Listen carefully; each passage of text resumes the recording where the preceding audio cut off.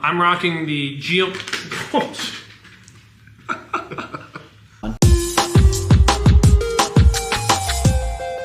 Hey guys, I'm Adam. I'm Skyler. And we're with Riftgate, and we're going to do a little Sorcery Learn to Play battle. I have the Geomancer Earth deck. I'm doing Spark Mage, Air.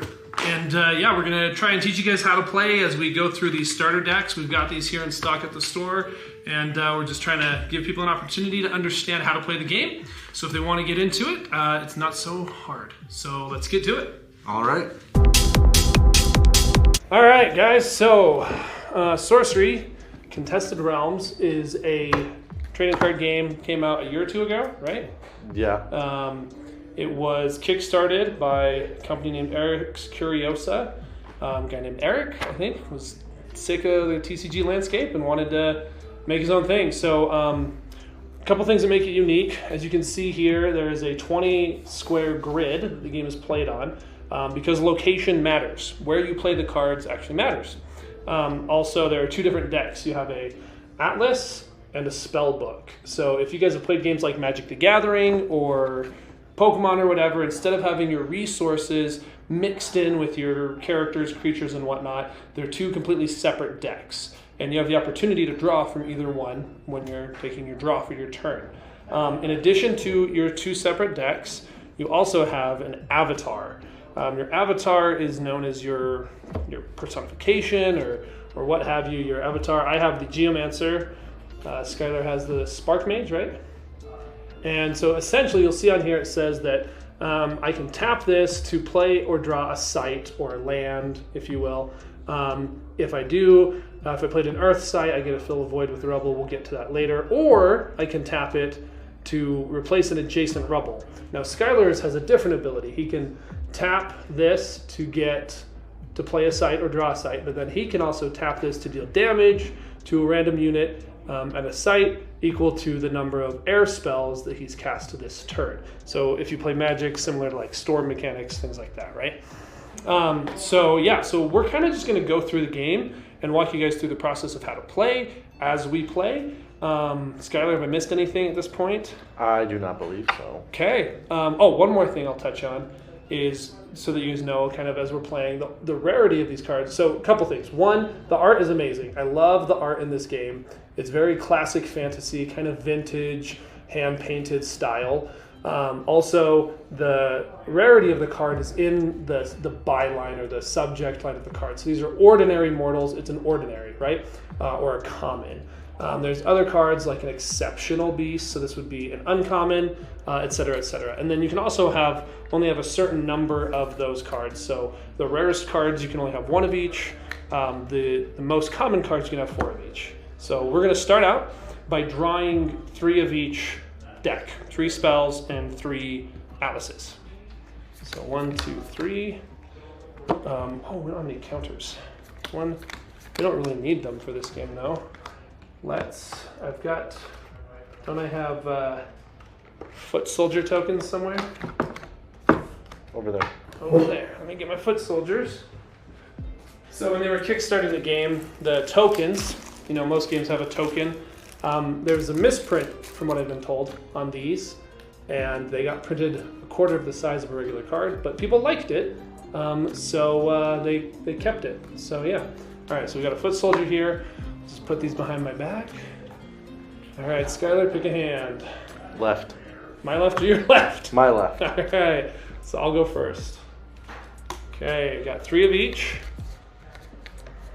You got your 3. Now for mulligans, I'm going to go ahead and show the camera my hand here.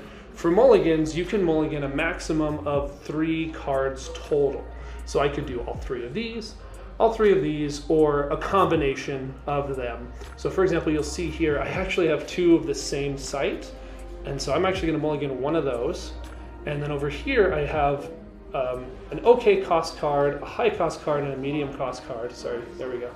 But only these 2 are units. I don't think I'm going to need this right away. So I'm going to mulligan this one, and I'm going to mulligan my really high cost card, which is pretty standard for almost any game. So I'm getting rid of 2 spell books and an atlas. So those will go on the bottom of my deck. And then you draw and then shuffle, right? Do you shuffle them back in? You don't know, Skyler? I do not know. For mulligans, I believe you shuffle. I think you do. I think you put them on the bottom and then you shuffle. Worst case scenario, you're not supposed to shuffle, but either way, that's a very minor rule adjustment that we're having here. Okay, are you sticking with your hand? Yes, I am. Okay, so I will be going first. That's a much better distribution there for my first couple of turns. Ooh, the focus is hard to get. All right, so I'm going to start. I don't draw because I'm going first. I'm going to start by tapping my avatar here, and I will play a simple village. So this simple village says that I may pay 1 mana to summon a foot soldier here.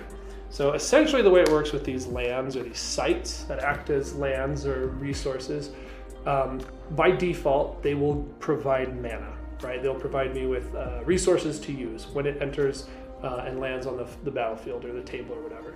Now, in this corner, you'll notice a little symbol. This is known as the threshold symbol. This provides me with 1 earth threshold.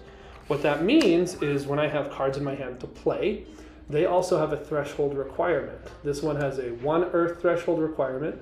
This one has a 2 threshold earth requirement. So for me to play this card, not only do I need this much mana, but I need to have 2 sites with that symbol on them.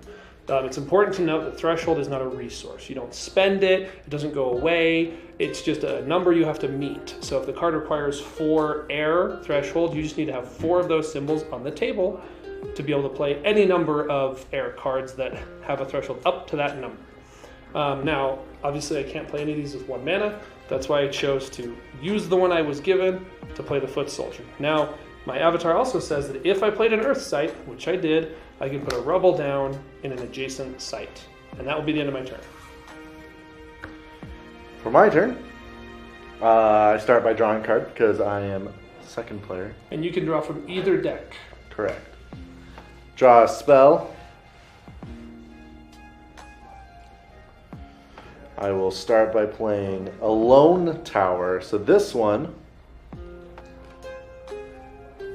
if it's my only lone tower in play, I get 1 mana for this turn. It's a Genesis effect, which is when it enters play.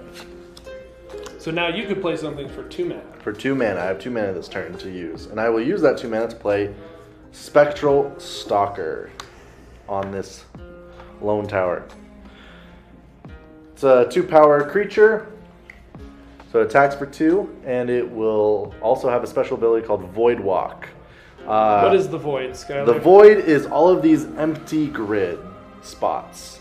If there's no land there or no site, it's called the Void. And essentially, as we're playing the game, units are able to move from one square to another, whether attacking, defending, or simply moving on their own. Traditionally, you wouldn't be able to move out into the void. But because this has that Void Walk ability, he can send it out, and I won't be able to touch it or defeat it or interact with it unless I have certain spells. Anything else for your turn? Nice. Forgot to tap him to say that I played a site. Otherwise, that is all I have. Okay. So because my Geomancer has a special ability that helps me with my atlases, I'm actually going to draw a spell as well. And we got ourselves a Slumbering Giantess. Okay, so what we're going to do is we're going to play the... we're going to tap here. Actually, what we're going to do... Yeah. We're going to... I should have put this over here. My bad. That's okay. We're going to tap her to play a site. And we will play the Advantage Hills. So this says that ranged characters atop the site get +1. We'll go over that later if it comes up, but essentially ranged is an ability that lets you kind of shoot a projectile across the board, which is kind of cool. All right, now that that's done, I have 2 mana, and I'm actually going to use this Land Surveyor here. I'm going to use 2 of my mana and 1 of my Earth to cast him on my home base here, and when he enters his Genesis abilities, that I get to draw a site. So I will get to draw one of those anyway for turn, and then I'm going to move my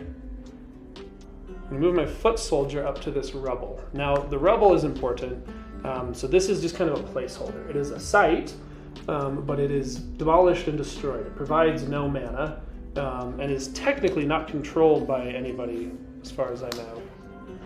Like you couldn't attack the rebel and I would take damage, right? So it's kind of a neutral placeholder for what a site could or would be. And then I think that will be the end of my turn. Okay, I will start. I will draw from my Atlas deck this time. I will be playing another site. We're gonna tap my Spark Mage this time to do it. Right there, it is a dark tower. So it's another tower, but it is a different tower, different name tower. So I get also 1 mana, extra mana this turn, because it's the only dark tower I control.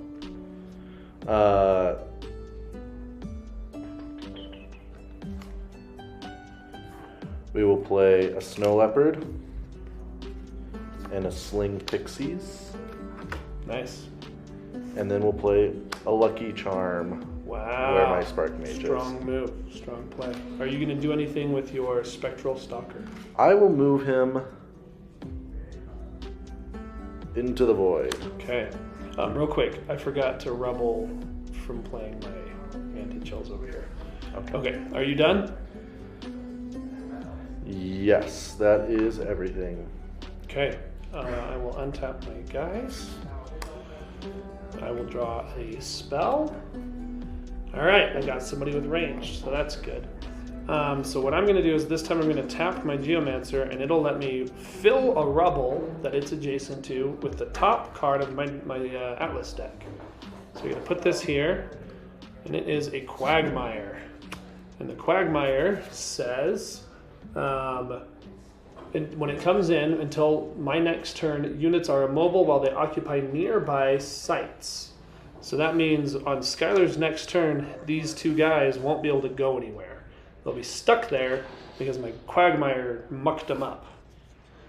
All right, so then what I'm going to do is I'm actually going to, I have 1, 2, 3 mana.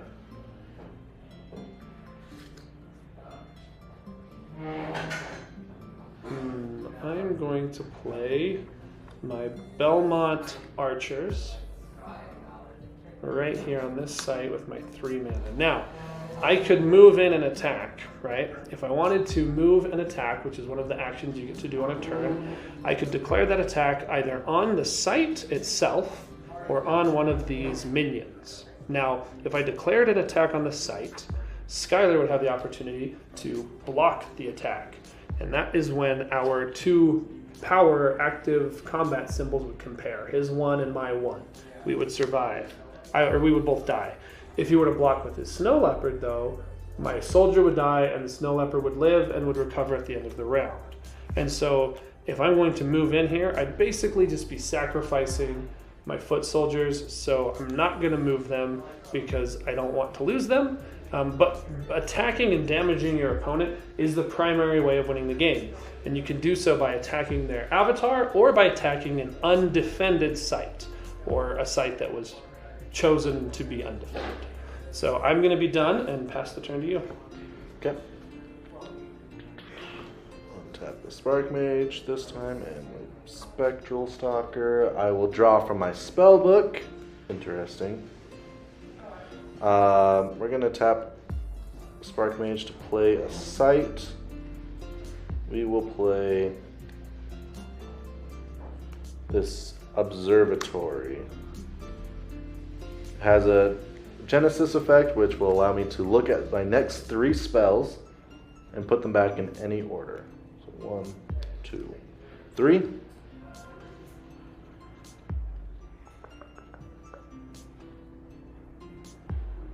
Now, I think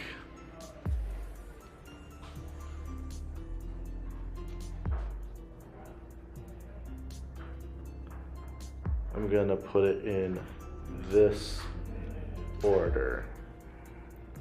So this will be my top card.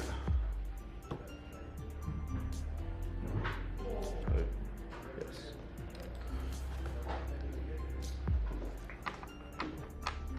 Now these guys can't move, correct? Correct, they are immobile, but these ones back here are not. Because in this game, adjacent means cardinal directions, and nearby means anything anything touching in any direction. And this says nearby sites, plural.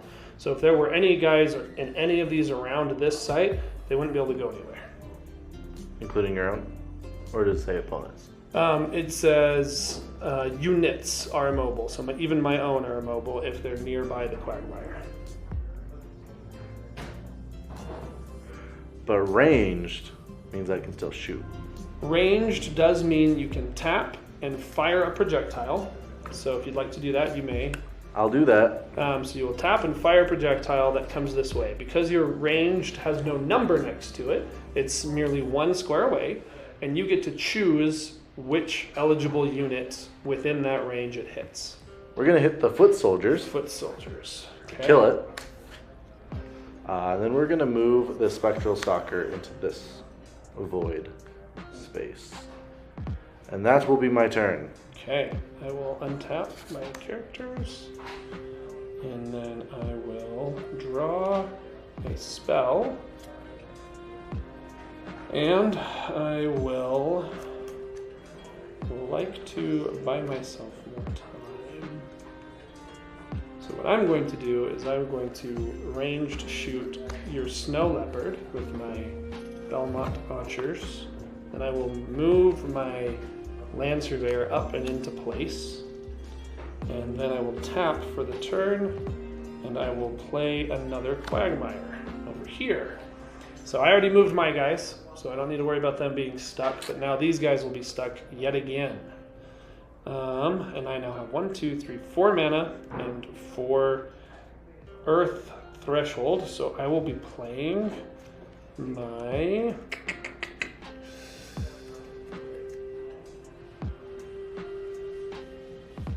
House Arn Bannerman. So this guy provides +1 to any allies that are nearby. And I'll play him on my back row, which means my 2 allies now have a +1 to their attack and defense. And then I will pass the turn.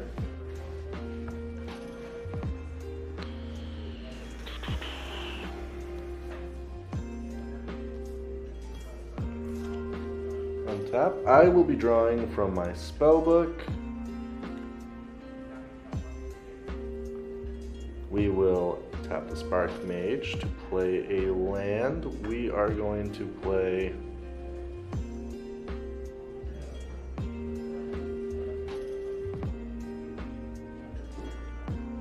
this Mountain Pass. We're gonna put that right here. Okay. Minions can't enter this site on the ground if there's already a minion here. Then I've got 4 mana. I will spend 3 of it to play Apprentice Wizard. This wizard is a spellcaster. So traditionally your avatar will cast all your spells, and if any of them talk about a direction or a number of squares, it will be from your avatar. But now Skyler is able to use this to cast a spell, so if the spell says nearby, instead of it being here, it will be from here. Well, I can make it. Can choose. It also has a genesis of draw a spell. Okay. And anything else? That is my turn. Now, you played this a little bit ago. This is a Lucky Charm. It's a relic.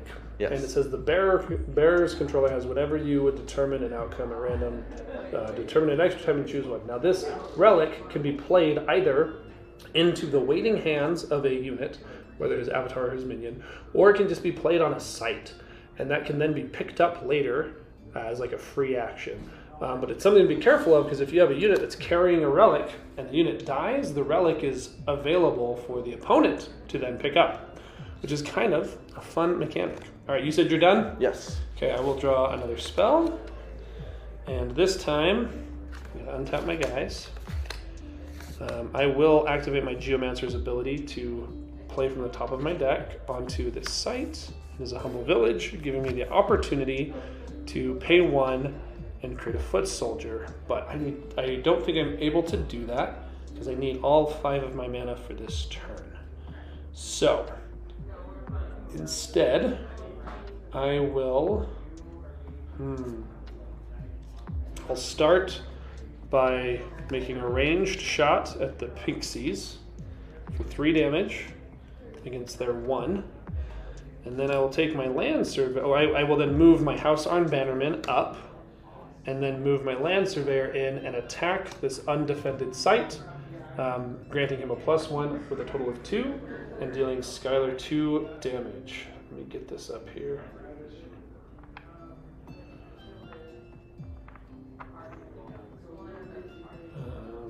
Get our life total. We didn't get our life totals.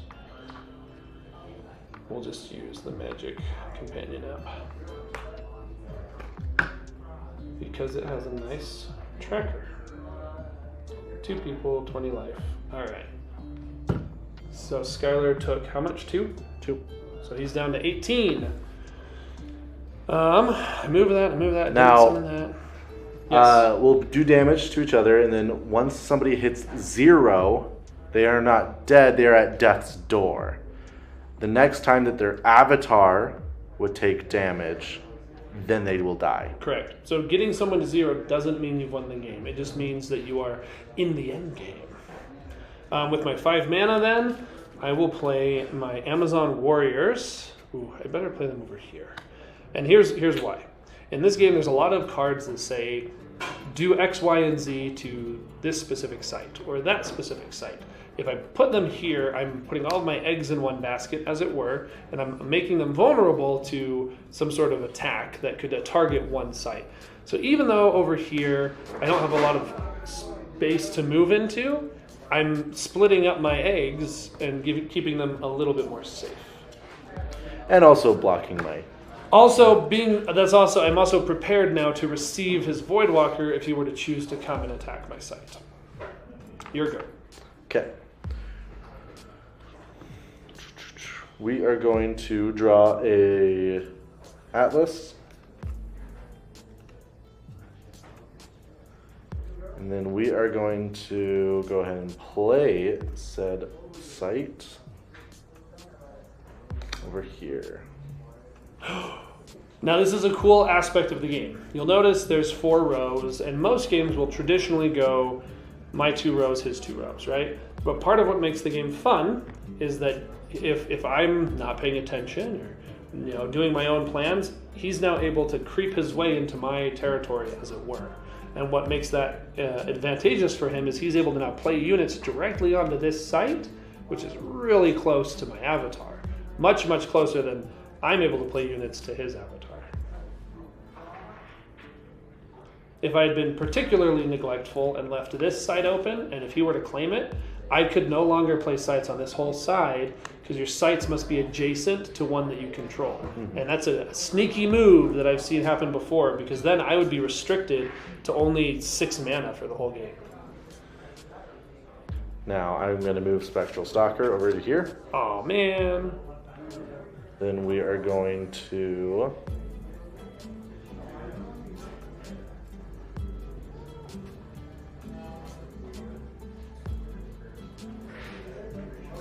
No, he does have a +1 from Bannerman. Mm-hmm.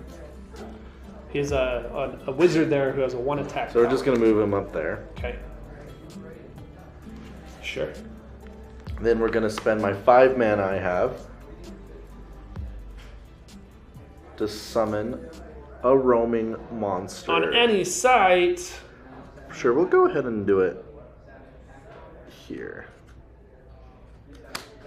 Okay. Scary. That's a 4 attack, 4 defense monster that could be played on any site. All right. Anything else?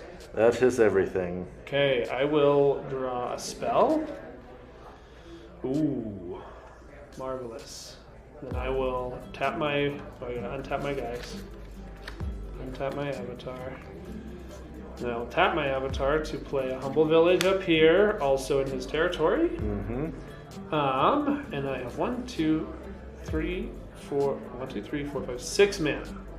So I think I better keep it and not make a foot soldier, because I'm going to play an Autumn Unicorn on this site. It's just a 4-power unicorn, and then I will cast with my remaining 3 mana Bury. Bury allows me to burrow 1 target minion or artifact. burrowing is actually a really cool mechanic. So in this game, we've got these sites, right? And just like the void is kind of its own space, each site has underneath it as well. It counts as a space. And if a minion has the burrowing mechanic, they can go underneath the site. And they're now in a separate realm, as it were, and they can move around underneath sites. And then when they choose, they may take an action to rise to the surface. Similarly, there are cards that say airborne. I think you had one earlier. My pixie, yep. Airborne units technically are kind of aloft, and they're above the ground. They actually can't be targeted by a melee attack unless they're defending, and they also are allowed to move diagonally, as the crow flies, you might say. And so those are some fun aspects of the game, but by me burying his roaming monster that does not have the burrow trait, it will die. Oof. Okay, so then I will use my Belmont Archers to shoot your Apprentice Wizard for Kills him. 4 damage, and then I will actually move my House Arn Bannerman up and in attack position here, dealing 2 damage. Okay. Go ahead. And then I will deal another 2 damage with my Land Surveyor. And then I will move my Amazon Warriors up and into my humble village. I think that's all I can do for now. Okay. Well, Your go. I will draw a land. Okay. Now, this doesn't look good for me because it's not good for me. I am losing. I will play a Dark Tower Okay. right over here. Now, I do have another Dark Tower, so I don't get an additional mana. Sadly. Not really good for me because it's not good. Yeah. Okay. Untap your We're going to be Voidwalker. moving that Nice. that guy up there. And That Quagmire really set you back. it really did. Sorry. 2 of them in a row. Double Quagmire. Giggity? I'm just kidding. Oh no. Anything else? That is everything I can do. Oh no. Okay. All right. I will untap my armies of mortals, and then I will draw a spell. Oh no. Okay. I'm sorry, Skyler. Oh no.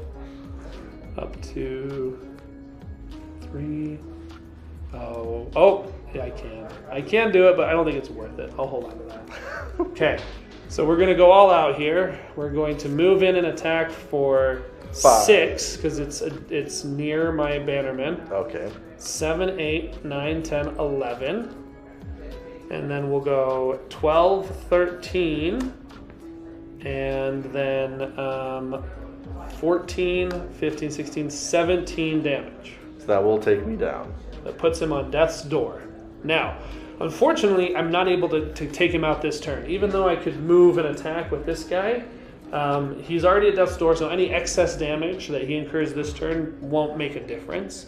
He'll have at least 1 turn to make a stand. And that, sometimes in this game, is all you need.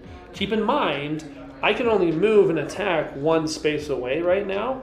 So on his turn, if he chooses to escape, it's going to take me a little time to catch up to him. And I haven't played anything, have I? No, you haven't. You just are about to kill me. Well, I will put my Slumbering Giantess for 3 mana. Actually, for 5 mana, I will drop my Payload Trebuchet. Oh, okay. Right here. So this is an elite weapon. Basically, I'm able to tap the bearer and an ally to discard a card and deal damage equal to the discarded card's mana cost to each unit atop target location up to 3 steps away.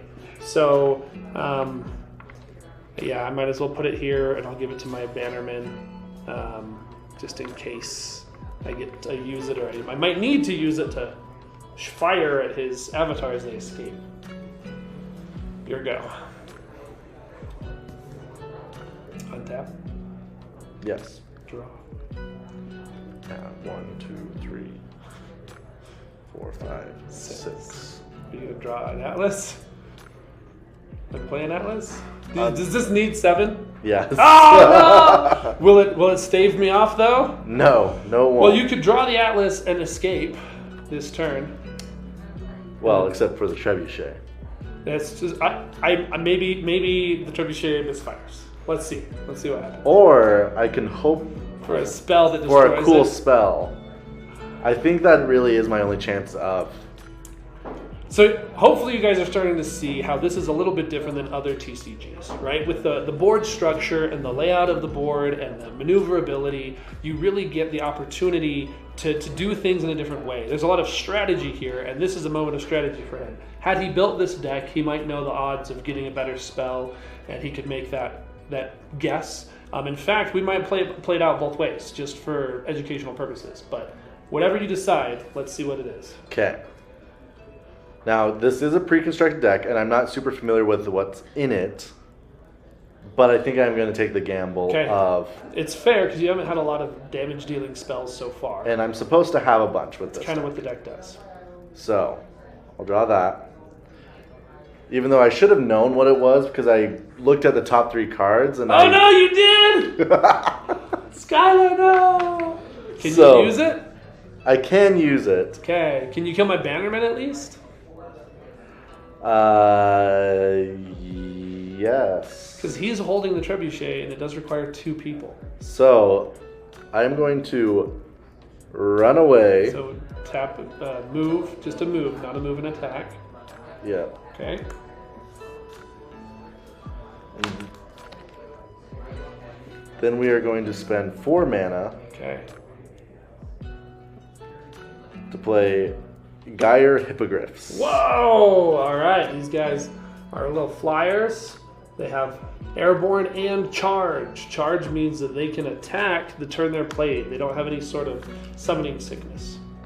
So we are going to immediately throw them and attack the Bannerman.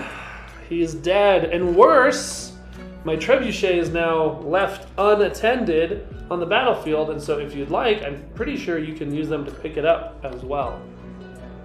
Yes. Which is a smart move. It happens. All right, is that the end of your turn? That is the end. Okay, well, now I'm in a tricky spot because this guy is pretty weak. Oops. These guys are strong, but they're quite far away. Oh, go ahead. What did you want to do with him? He was just going to move and attack. That's great. I'll take 2 damage. Okay. First blood. First blood! All right, there's that. I will draw a... Ooh, what do I want?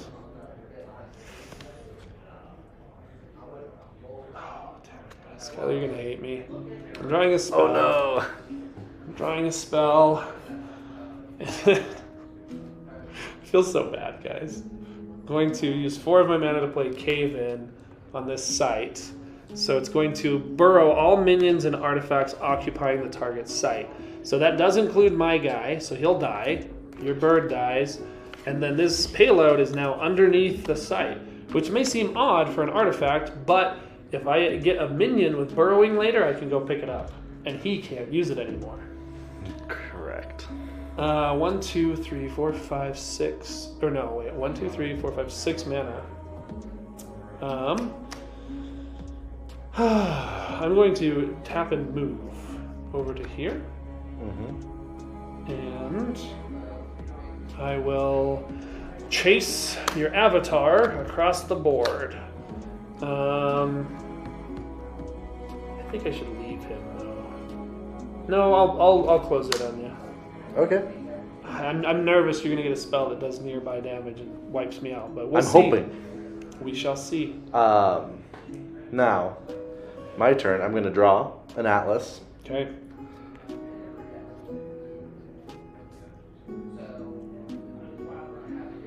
It looks good. It's got text. It technically is if I have minions. You have a minion. Don't forget about him. Yes. Again. So I'm going to play... You tap your avatar to play it? No, because I need to... If you have that other spell... Oh, but you need the 7 to play it. So you have to tap him to play that to get the 7, right? Yep. Okay. What does it say? Planar Gate. Minions here can traverse the void, gaining Void Walk until leaving it. Pretty nuts. But I will spend 7 mana now. The Highland Clansmen! Now, are you going to use them to charge or not? No, because I need them there to defend. But alas, they can't defend against 3 attacks. No, they can't. So I might as well just run after it. Well, you can keep them defend. Let's see how this plays out. Alright, I will draw a spell. And it is another Belmont Archers. We'll do 3 mana there. 3 mana for a Slumbering Giantess. You hit me for another 2 up here. Yes, I okay. did. And then how this is going to probably play out is what I think is most fun, in my opinion, is I will tap the Belmont Archers to fire in an arrow and deal 3 damage. And then I will move in the Unicorn, to move and attack the Clansmen specifically, so they'll both die. And then I can finish him off with my Amazon Warriors. Yep. And that's the game. Well done, sir. It was rough for you, I know, but that wouldn't have really helped. But essentially, that's how you play the game. We saw a little bit of airborne charging and movement. We didn't see any burrowing. So this here is a cave troll. Cave trolls have burrowing, so they may be cast immediately under a site, and then they may move around. And if they get buried, it's fine. He could pick up that payload, bring it up. And then other fun elements of the game are things like this Craterize card that says you follow the grid here. So I would play this, and it would deal 10 damage here. They're all together at the very bottom. It would deal 10 damage here, 7, and then 4 and 2. So it just really blows up the whole field, damage everywhere, kind of a board wipe in most cases. So again, it's a super fun game. We love it. 10 out of 10. Would recommend. We've got boosters. We've got full booster boxes. We have starter decks, starter kits, the whole shebang. We did a draft last Saturday. It was a good time. And then also we have some other events planned that will be coming up. And we hope to see you there. Should we finish it off by cracking a pack? Sure. See what we get. See if we can get a foil for the viewers at home. All right, I got a watchtower. Enemy units atop nearby sites lose stealth. Ooh, a cave golem. At the start of each player's turn, cave golem attacks a random minion within its range of motion, or it takes a step toward the closest minion. Now there is an effect that gives additional movement. It'll say movement +1/+2, where you could move 2 or 3 squares. I also got an exceptional explosion, Frost Nova, and I got a unique. Awesome. We got a unique Courtesan Dias. Is that? Sure. Yeah. Uh-huh. She is a fire minion. During your next turn, when she enters, each player is controlled by the previous one. That's pretty nutty. Interesting. And there are multiplayer versions of this game. So that means that during my next turn, you would be controlled. During your next turn, each player is controlled by the. Oh, so damage and stuff. Yes. I see. But also, like, during my next turn, I could control your characters. I could spawn to your sites. That's kind of crazy. And then some uncommons and ordinaries and whatnot. All right, what's your hit, Scott? Battering Ram. Battering Ram's pretty good. The units here have tap, destroy target adjacent wall or monument. Nice. Bedrock can't be moved, yeah. destroyed, or modified. That's a good sight. I'm sure you want that. Yep. Did you get a unique as well? I did. All right. Some Dragonites. They're just dragons. Ultimate Horror. Wow. Looks sick. Here, let's see. It says Airborne Voidwalk. When it enters, summon each other dead Voidwalk minion to a nearby site or void. So that's going to go awesome. in my Voidwalk deck. Yeah. Any of your dead void minions just come right back. Wow. Okay, yeah. So really fun game. And again, both of these cards, I've been playing this game for a year now. I have never seen either of these uniques. There's still so many cards. I'm not big on spoilers or searching out the full set, and so I haven't seen some of the cards, and I'm still discovering new cards as I open packs. So thanks for hanging out. Thanks for playing with us, guys. We hope you had a little bit of fun, and we'll see you next time.